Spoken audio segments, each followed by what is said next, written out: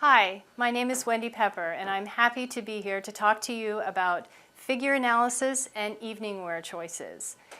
We all have that experience of going into a department store and seeing a million dresses and not knowing exactly which one is right for us. So I like to teach my clients how to look for what's good for their figure, and it helps them be an informed customer and buy correctly and buy things that will last for many years to come. The first element that I want to talk about today is neckline and how that informs choices that you might make when you're out shopping. We are lucky to be joined by Marron, who has lent her beautiful figure for us to analyze. Thank you. And we are going to take a look at the long, elegant neck, which in fact is an asset under any set of circumstances, but she too must take into consideration certain things when she shops.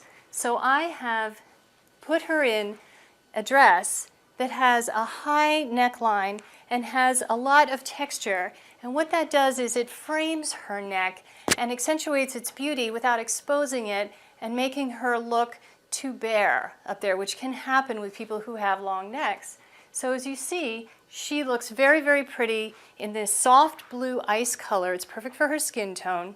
And it also frames her neck and her hair, and she has angular features in her face, and the satin and the way that it folds nicely complements those features. Now also, what this does is has a beautiful plunging neckline, and that's good for her bust line because it draws the two together.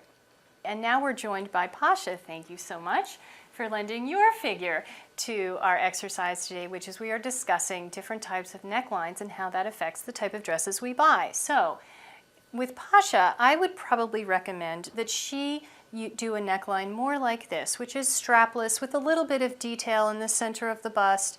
It adds a little bit area of interest. I like the texture created by the gathers, and I also like what it does. She has a shorter neck, and so when she chooses things, she needs to open herself up and to really bring more space into this area. So I've chosen this open neck here. She could possibly have straps going off to the edge if she wanted to.